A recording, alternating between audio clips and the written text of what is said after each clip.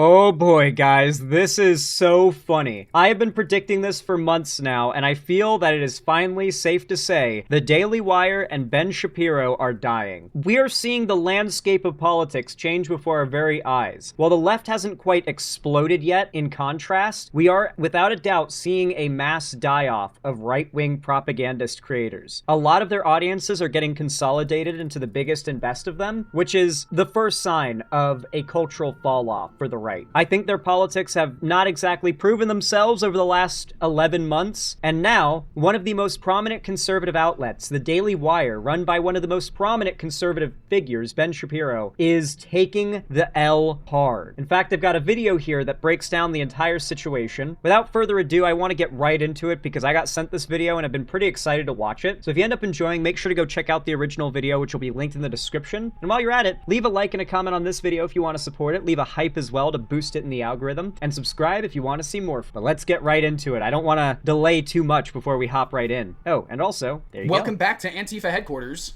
We move. Today I want to talk about what happens when people stop caring about your content. Something that is truly devastating that every single content creator goes through. But it's really, really funny when it happens to a conservative. Because when a conservative needs to pivot from doing only politics-related content, it kind of turns into a disaster because nobody ends up actually giving a fuck. I'm going to be talking about Ben Shapiro, somebody I've never talked about on this channel before, and his sister. It really makes you wonder how many of these people were fully botted in the first place, you know? Because from my experience, I've genuinely had like 70% of my audience like ditch me in the past due to dramas, and then rebuilt from like 30% left, back like to new heights. You know, that's not that hard to do if you're a like genuine person and your heart is in the game. You know, like because like you can't just give up the second it doesn't make any money. You know, like if you're a grifter, you're gonna give up the second you stop making money, and that's where or pivot the second you stop making money. But if you're genuine, you're going to stick to it even if it's not profitable. And that tends to lead to longevity in ways that a lot of conservative pundits don't have, because they will stop or pivot out of panic the second they stop getting paid big bucks. Shapiro. I'm sure everybody that's watching this video knows exactly who Ben Shapiro is. I don't think he needs an explanation, but his sister, Abigail, might need a little bit more information before I talk about her. So Abigail Shapiro, as I've mentioned, is Ben Shapiro's sister, who became extremely famous online around like 2018 because she has really big boobs. Literal, yeah, I'm not gonna lie. Listen, I was a teenager at the time, and when I found out Ben Shapiro's sister was stacked, I was talking about it too. We were all talking about it. I think every male of that age group was talking about Ben Shapiro's sister. Fortunately, that's what it was. I'm so sorry. You could literally go into her comments right now and find you need to leave. I love that audio clip. At least 5 instances of people sexually objectifying her. But something that Abigail has in common with her brother, other than their incredible musical abilities, the star! And that is that for the most part, both of their content is failing. Ben Shapiro's channel has over 7 million subscribers, but often finds it difficult to crack 300,000 views on a video. You know, I'm not an expert. Or even 100,000 in some cases. Well, I think the thing people are forgetting is that, like, we are in the Nazi era of the right. Like, the anti-Semitism has gotten so prolific that Ben Shapiro's biggest crime is being Jewish. Or anything, but those numbers don't look good to me. I don't know. If I had a channel that had over 7 million subscribers and my numbers look like this, I'd probably put a bullet in my brain. And that's not just me trying to encourage Ben Shapiro. I mean, I made a whole video talking about Ben Shapiro talking about musical theater. Why the fuck would any conservative care what Ben Shapiro had to say about musical theater? It's because his content is failing and he's desperate for anything. I think the definition of falling off is making a video made for your right-wing audience about a new movie that comes out and getting completely destroyed in the comments. And same thing goes for Abby Shapiro. She used to make React-style reactionary content, where she would just sit there looking at her phone for like 5 fucking minutes and then give like a 2-second response. What's so crazy is we warned them. We warned Jewish conservatives. They are harboring Nazis. They are harboring anti-Semitism with their other political takes. They may not be anti-Semitic. They may never express anti-Semitic takes. But when they express their opinions on everything else, they're attracting people who are typically also anti-Semitic. And eventually, that will bite them in the ass. You cannot build your entire income on Jew haters paying you and be Jewish at the same time and expect that to sustain itself. Like, how can you do that? Like, the second that your usefulness as a tokenized public figure runs out, they throw you to the wayside. And that's what Ben and Abby Shapiro and the Daily Wire are experiencing right now. The fall of Ben Shapiro has brought down the others around him too, like Michael Knowles and Matt Walsh and Andrew Klavan. They're not going to be around in a year. I guarantee you they are not going to be around in a year. To what the original video was saying. If you see a woman with hair, green hair, blue hair colors that don't naturally occur in nature, that is not what you want to be. That is what you're going to want to avoid. A girl with blue hair, green hair, pink hair, any color under the sun, that is one of the natural colors, is basically saying, I don't want to have a normal life. I don't want to get married and have children. I don't want to be with a guy who just wants to raise our family in our nice suburb, he's part of the community. She's saying, I'm different. I'm different. You want to choose a woman's hair color is representative of where she's at in life. She's got a hair color that's kind of typical because she knows that a typical life doesn't mean a boring life. A typical life means a full, loving life. And it doesn't have to be traveling in a van or being in Bora Bora every other week. It means being home with your family. And that is what's going to really be valuable in your day-to-day. Just the laziest form of content that anybody could imagine. Or at least I thought until I was introduced to what Abigail Shapiro is doing now. Lifestyle mom content for the first person in their home to be a single mother. It's time for something new. I'm launching the first generation stay-at-home mom, a free Substack and a completely new Instagram page. It's for all stay-at-home moms, but especially for those who are The grift truly has dried up, hasn't it? Any attempt to try and break into a more sustainable niche. And the crazy thing is, what they don't realize is that, politics is cyclical. Like, if she just stuck it out and kept doing the, conservative thing, I'm sure they'd have a base supporter audience, whatever, that would stick around through the tough times, and eventually they could tap back into a more conservative audience in the future, maybe. I'd assume these figures would have been around long enough to know that this fall off of the right we're in right now won't last forever, unless the left takes perfect advantage of this, which I doubt it will. So it's really funny to see them panic niche swap. You know what I mean? First in their families to embrace motherhood and homemaking as a full-time vocation. Look, everybody's got a niche. I can't bash someone for having a niche. But based on the numbers, I don't think anybody really gives a fuck about this niche at all. If this was a random person starting out, I would be commended. Can we please denormalize the stupid tiny microphone thing? I would agree, Andrew31. Like, in that situation, it's stupid to be using it. That's a lapel mic. And typically what those are used for is real life, not sitting at a computer speaking events where the audio needs to be crisply recorded from both parties or a single party for being viewed online. So it's just a tiny little mic with a clip on it that you're supposed to clip on your thing. Lol, I'm an audio engineer. Okay, so you know what a lapel mic is. Yeah, she's just holding it for no reason unnecessarily, which is stupid. But having a lapel mic in general is fine. Like I remember when I did that one debate event in God, was it Austin or Houston? It was Dallas. I went to Dallas, Texas for that debate event that Modern Day Debate did, and we used lapel mics, and I was like, oh, this is actually pretty nice. I might grab one of these for doing IRL content in the future. And I probably will. Ending them saying, oh my god, this is fantastic. You're getting hundreds of likes on a video. That's awesome. But this is fucking Ben Shapiro's sister we're talking about. These numbers are pathetic. And it's because nobody cares about their dumb grift anymore. So I just wanted to take this video to show you guys just what the Shapiros are up to recently. Remember, Ben Shapiro is one of the many people who said Americans need to go back to work during COVID. He's extremely wealthy and disconnected and out of touch, and it shows constantly. Remember, he was one of the few conservatives who called out and demonized Luigi Mangione and then got ratioed by his own fan base for it. Ben Shapiro's wealth has made him... He is literally incapable of understanding his audience anymore. His target audience cannot relate to him, and he cannot relate to them. And that's his fundamental failing. And boy, howdy, is it gonna be a doozy. Why the fuck did I say it like that? But first, what's up? My name is Connor McDowell, and I am not campaigning to be People Magazine's sexiest man alive anymore. I'm done with that. Jonathan Bailey stole that out of my fucking arms, and he actually deserved it. I feel like there's no real point in me campaigning anymore. I'm gonna campaign for something completely different in every video. Subscribe if you guys want to see the different campaigns I'm gonna be starting, because they're gonna be crazy. I'm telling you, they're gonna be so fucking crazy. Sorry. Had a little meltdown. For this week's movie recommendation, I want to recommend a movie that I was so unbelievably lucky that I got to see in a movie theater, and that is Guillermo del Toro's Frankenstein. A beautiful, haunting take on Mary Shelley's Frankenstein that Guillermo del Toro puts his own sentimental twist on. It is not only a very good adaptation of Frankenstein, but also something completely different from any Frankenstein movie that we've ever seen. See, he stun locks, and he's a hero. I stun lock, and you guys get mad. I'll jump ahead.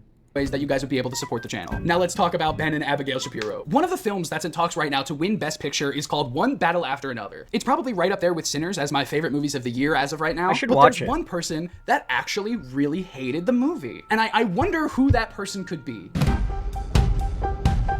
Oh, man. Alrighty, so let's go through this movie. First of all, Not good. Do not like. Bad. Oh God, I'm completely shocked that Ben Shapiro, the dumb fucking fascist, didn't like the anti-fascist movie. But what I find really, really interesting about Ben Shapiro's criticism of this entire movie is the only thing he says is woke bad. The first scene in the movie is them raiding an ICE facility to free illegal immigrants, which That's really lazy. I've watched Ben Shapiro's media reviews going back years, and he used to be really deep with them, actually. Like, of all conservative pundits, period, I have never seen any of them go as deep and as nuanced in their media analysis as Ben Shapiro did. So he's clearly lost the fire to do this. He's gotten way lazier, if that's all his critique is for this movie.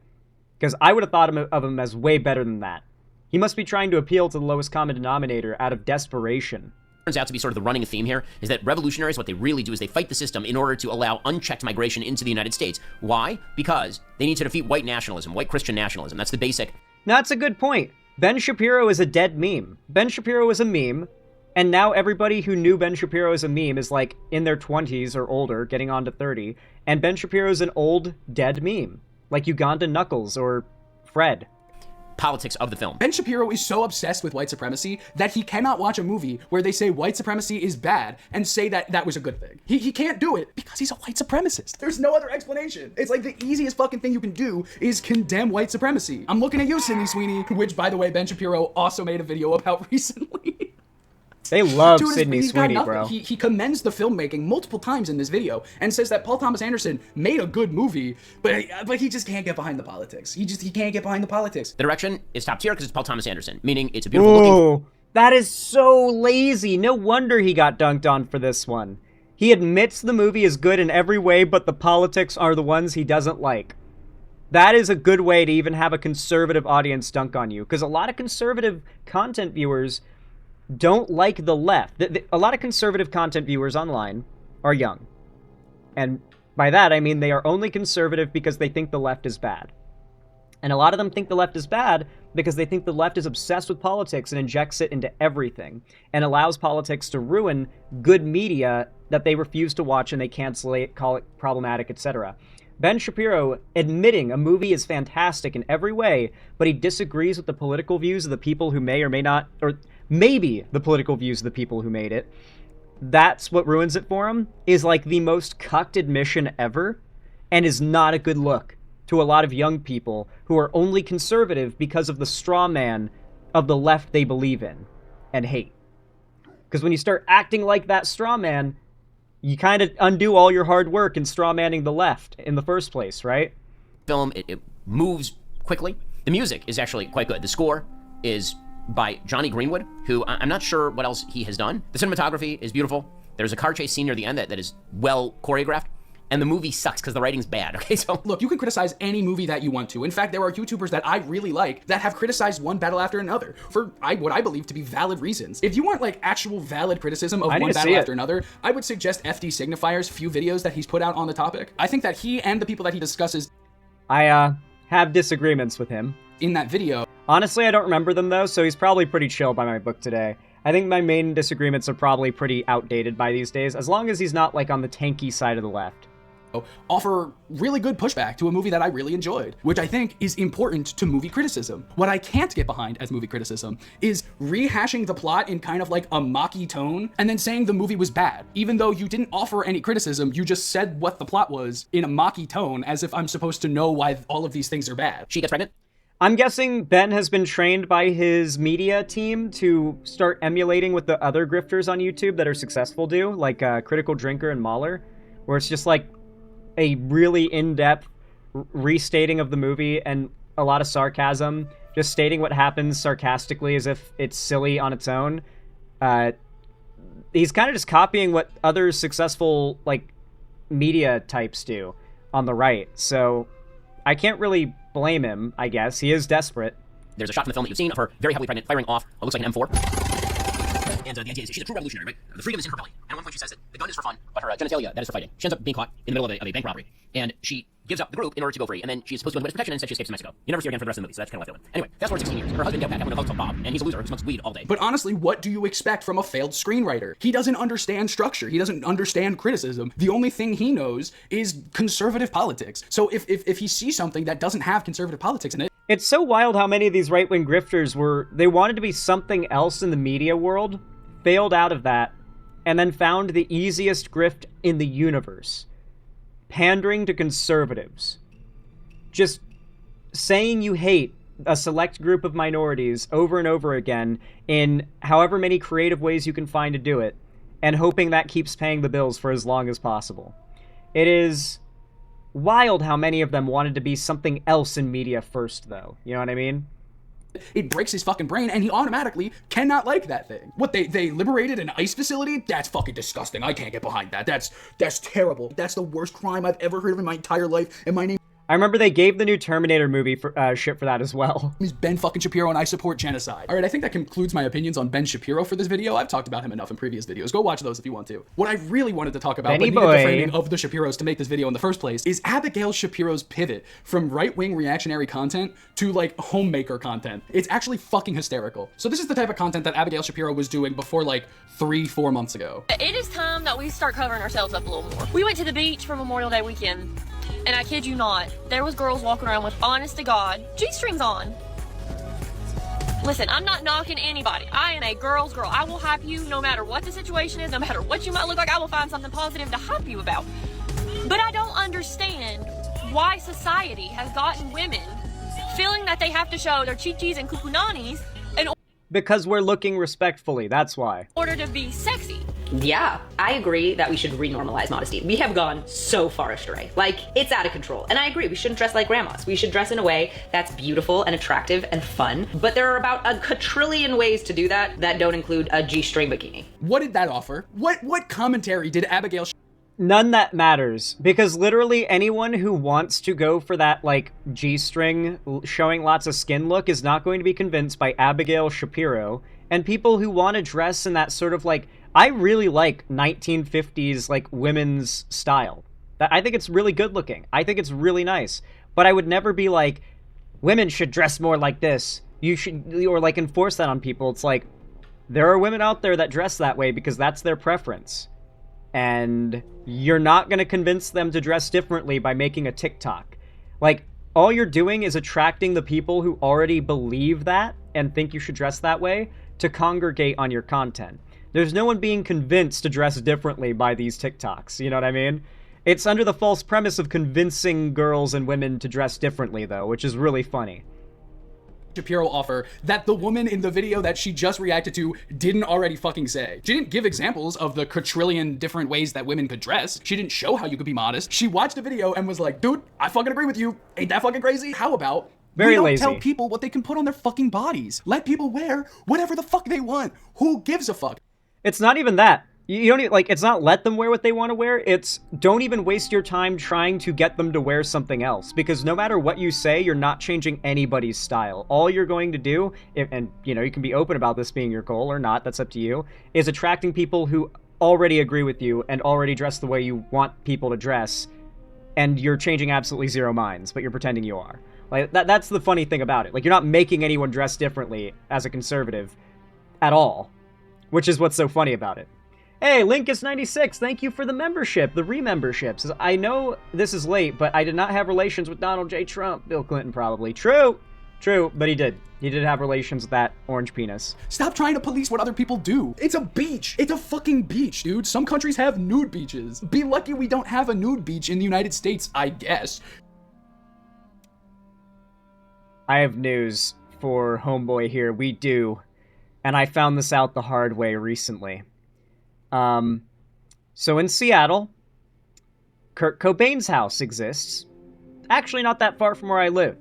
I've been to Kurt Cobain's house, yes, the one where he did the thing, many, many times. I've taken many photos out front. There's a park right next door to it with a bench that everyone leaves memorial stuff on because it's the most closest adjacent, like, point where people can gather next to his house without, like, going onto his property. But, you know, I call it the Kurt Cobain bench. But right around the corner is the actual bench where Kurt Cobain famously would always walk to, and you know, during his walks he would sit down and look out at Lake Washington. And I did not know this, but at some point they made that beach right around the block from Kurt Cobain's house into a nude beach. And I started walking from Kurt Cobain's house down to the beach so I could go sit in his bench. And I'm walking, and I start, like, it's downhill from his house, so I'm, like, walking down the hill, and I start to realize, wait, are those people naked? Are those titties? Oh my god, those are titties. Okay, I just turned around, because I wasn't unhappy to see titties by any means, but I did not want to be the guy who's just walking into the nude beach, you know, dressed and just vibing out. So I did not know that nude beaches were a thing in America, nor did I know that they were a thing that you could just turn down a street into. You know, I did not realize there was one around the corner from Kurt Cobain's house in particular. If you guys want to Google it and fact check me on this, you can. Look up nude beach near Kurt Cobain's house on Google, and you'll see exactly the place I'm talking about. And that area where you're, like, walking from the main road down the hill to this, like, the parking lot of the nude beach is when I realized the mistake I had made. But yes, we do actually have nude beaches in America, as it turns out. And yeah, this happened like 2 months ago, by the way. This is super recent. Because that would be such a horrible, horrible crime. That's the real anti-American propaganda they're worried about, nude beaches. It's so childish to look at somebody wearing something that they want to wear and then going to your car and filming a video about how somebody was wearing something that they wanted to wear, but because you, in your weird fucking brain, think that everything that everybody needs to do has to be for the opposite gender, make an entire video about how a woman is wearing a G-string, and then that video gets stitched by Ben Shapiro's sister, and she doesn't fucking say anything. Who wants to watch this content? Who actually, realistically, would want to watch this content? And I could tell you fucking nobody, considering she has almost 100,000 subscribers on the Classically Abby Instagram page, but this video got less than 600 likes. And we thought... I don't know how long he has been doing content, because I could go back and look, but I'm a little lazy, so I'm not going to. But I don't know if he remembers this. I do, though. I do. So I'm going to add a little context here. Abigail Shapiro's growth was never organic in the first place. And I don't mean she got a bunch of shout-outs from Ben Shapiro, so she just cannibalized a bunch of his fans. Who remembers when every other YouTube video you would watch, there would be a Abby Shapiro video run as an advertisement before the video or during it? It was like a stint between, I want to say 2021 and 2022. You could not escape the Abigail Shapiro video advertisements. Her channel took months of nonstop ad runs on YouTube before she finally accumulated enough subs that they stopped doing that, and she started actually pulling views on her videos from her sub count. It was so annoying. Yep, many know. Yeah, many here remember what I'm talking about. It was super annoying. It was super fucking annoying. They were half an hour long because they were her full videos, yep. But eventually she stopped running those ads, and now obviously they can't afford to do that. But it goes to show that Astroturfed growth that she initially experienced did not translate into any longevity at all. Ben Shapiro's numbers were disastrous, but look at this. This is awful. Because she's not doing anything. She's not saying anything. At least Ben Shapiro could recount a movie if he wanted to. What is this? Oh, really? This is really bad. Okay. What the fuck? What was that baby voice? I did not like that at all. That was really scary and really creepy. Talking and to her me kid? in the reflection also thinks that was really scary and really creepy. I don't like that at all. Oh god, let's roll that back. Didn't Brett Cooper also have ads run to grow as well? She did. Yeah, Brett Cooper was also Astroturfed, but to be fair, Brett Cooper actually has talent, and she's also younger, you know, prettier, you know, like she's just... Brett Cooper basically offers everything they do in one package, and so everybody who used to watch The Daily Wire now watches Brett Cooper and Candace Owens. Ironically, the majority of the most prominent conservative figures now are women. Like all the conservatives now are just watching pretty conservative women. So if you're an attractive woman looking to make some easy money right now, there is a very profitable grift that you have the option to adopt. Oh, really? Tell me more. Okay, so here's the thing. I think these videos are super cute, and the idea of having matching outfits and everybody looking fat and fabulous is just lovely. But if you have kids, you know that that's not how you're dressing about 99% of the time. If I manage to keep one shirt clean the entire day, oh man, I am doing real well. So even though it's fun to watch a video like this, don't feel pressure to look that way. Nobody does. Did Abigail Shapiro just figure out what content is? And what do you mean nobody has matching outfits? I see people with matching outfits all the fucking time. Don't feel pressured to get matching outfits has got to be one of the funniest conservative lines I've ever heard in my entire life. So I guess her like kid is under the desk or whatever. But I think the last place that you would want your child to be while you're trying to make this reactionary React content is underneath of your desk. That's bad. That's true. I'm scared to let a dog or a cat under my work desk because there's so many wires there, and it's like one wire trip and my whole setup's fucked. You know what I mean?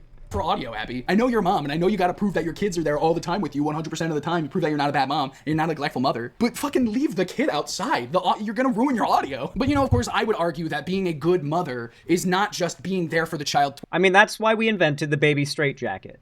24/7. Being a good mother is instilling values that actually mean something into your child, instead of just like fucking bigotry. Like, teaching your child to be a good person, I think, should be the number one thing that a parent does, which Abigail Shapiro, based on what her brother believes and the things that she said that she agrees with her brother that he believes, I can tell you right now that this woman is a horrible, horrible, horrible mother. Yeah! But you know what? That's classically Abby. And classically Abby was fucking murdered. Who killed classically Abby? Well, I think we all know who killed Brett classically Cooper. Abby. It was Brett classically Cooper. Abby's alter ego, the first generation sham. The fact that the acronym for stay-at-home mom is basically sham, like it's rearranged a little bit. Like, it's not spelled like sham, it is a little different, but I would still pronounce that a sham, and I think that's really funny. It's the first generation sham, because she's a grifter. Anyway, so the first generation stay-at-home mom is Abigail Roth's rebrand into motherhood content instead of what she considers like... Throwing away the Shapiro name seemed for a second to me like a bad idea, but come to think of it, Ben no longer has that much relevance. I don't think the Shapiro last name matters anymore. young adult dating content, I guess. I can't believe we're doing this. We're doing this. Classically, Abby, that's old news. I started it as a young wife when my message was to young women who are navigating dating and marriage in this crazy modern world. But now I'm a mom. And what's important to me now is different than what was important to me then. My priorities have shifted. So even though I love everything I've created with Classically Abby, it's time for something new. I'm launching the first generation stay-at-home mom, a free Substack and a completely new Instagram page. It's for all stay-at-home moms, but especially for those who are the first in their families to embrace motherhood and homemaking as a full-time vocation. You don't have any experience being a stay-at-home mom, neither did I. You don't have anyone to turn to ask for advice, I didn't either. But now there's a place for you. Head over to my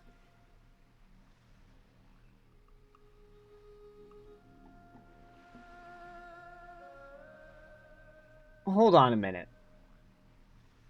Did she get raised by nannies then? Because why would she not have any experience to pull from? Like, is Ben and Abby Shapiro's mom dead? Did she pass away? Because she's implying that you need to have had a mom who was also a stay-at-home mom to give you advice on how to be a stay-at-home mom. And it's like, hold on a second. Were you raised by nannies, stay-at-home dad? I doubt it. I doubt Ben and Abby were raised by a stay-at-home dad. In that case, you would just ask your dad. You would just ask your dad. That would be the go-to. But so clearly it's not that. Was she raised by nannies that she can't contact or something? Because if her mom raised her and Ben, but wasn't a stay-at-home mom, that means she would also have been working a job. Would you not want input from a mother who both worked a job and raised 2 children at the same time to give you advice on how to just raise your kids without having a job to worry about? Like, I'm sorry, but a mom who works, a single mom who works a job, or even a married mom who works a job and takes care of kids is way more respectable than a stay-at-home mom. Not respectable, way more impressive than a stay-at-home mom. Like, you're juggling a job and homemaking and child rearing, like, I don't know why you would imply, like, a specifically stay-at-home mom has, like, special advice to give that a mom who works and child rears can't. Because I assure you, the latter has way more experience to dull out, and advice to dull out to people that's going to be valuable and useful. New Instagram page. And make sure to follow along at my new Substack at thefirstgen.substack.com. The first email goes out on Monday, so make sure to sign up today. Bye, Classically Abby, and hello, the first gen stay-at-home mom. Okay, first of all... Yeah, because, like, going from working to being a full-time stay-at-home mom doesn't incur you any more labor. Presumably. I don't know. Like, it doesn't make any sense why it would, unless, like, you have a bad relationship with your husband, I guess, who just says, like, okay, well, now that you don't have a job, you got to do more of the work. No more sharing labor, I guess, which should not be tolerated anyway. That should be grounds for divorce, frankly. But, like, It should literally, well, you're doing more at home? Why? Why would you be doing more at home unless you have a shitty husband? Because then we need to have a completely different conversation about how many making food from scratch. That's not written in the rule book.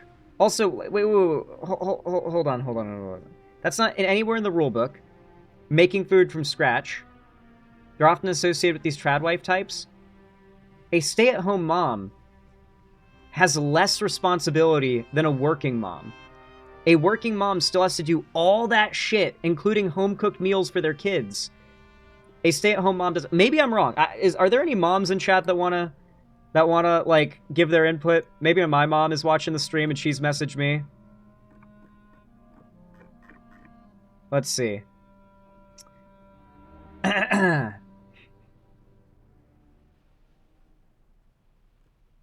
Yeah, my mom seems to more or less agree with my sentiment here. So there we go. Mom input has been gained.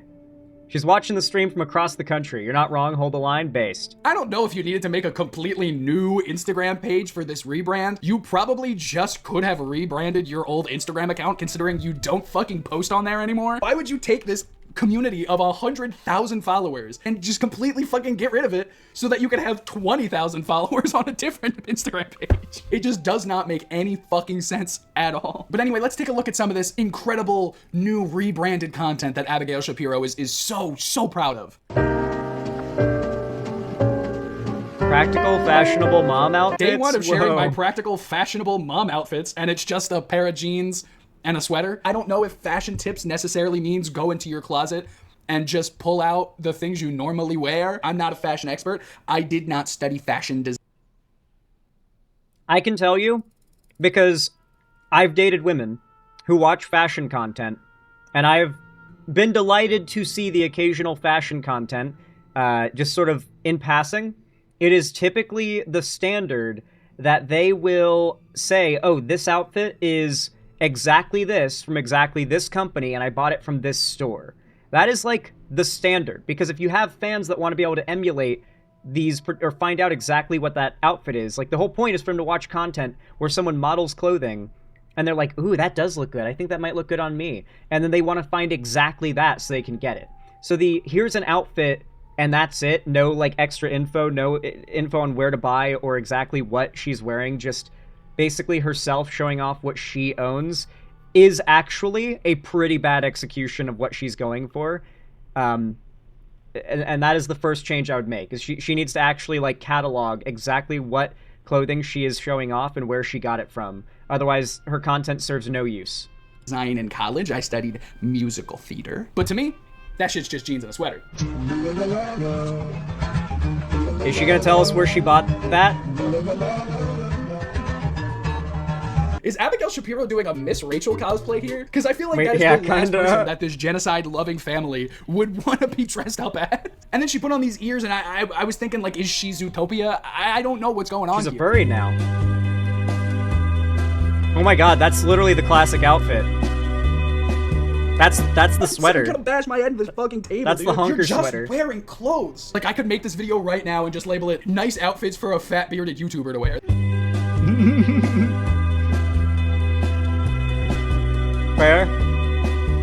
Fair, you're killing it though. It doesn't mean anything. Just because you put on clothes doesn't mean it's mother content. Just because you have your kid run into the frame doesn't mean it's motherhood content.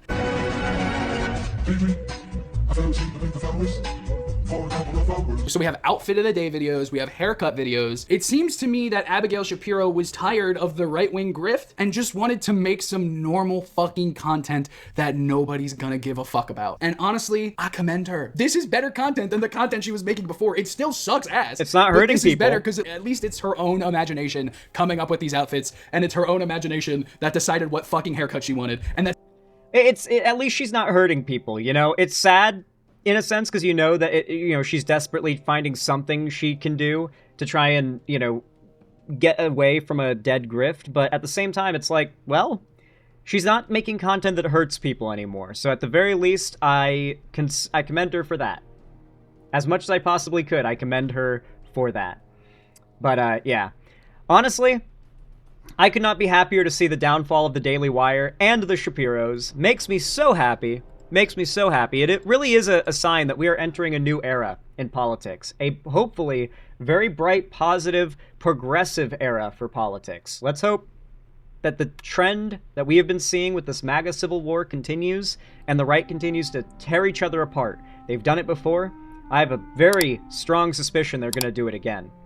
But if you enjoyed this video, leave a like, leave a hype, and comment if you want to help boost it in the algorithm. It really does help a lot. Subscribe if you want to see more from me, and as always, thank you for watching.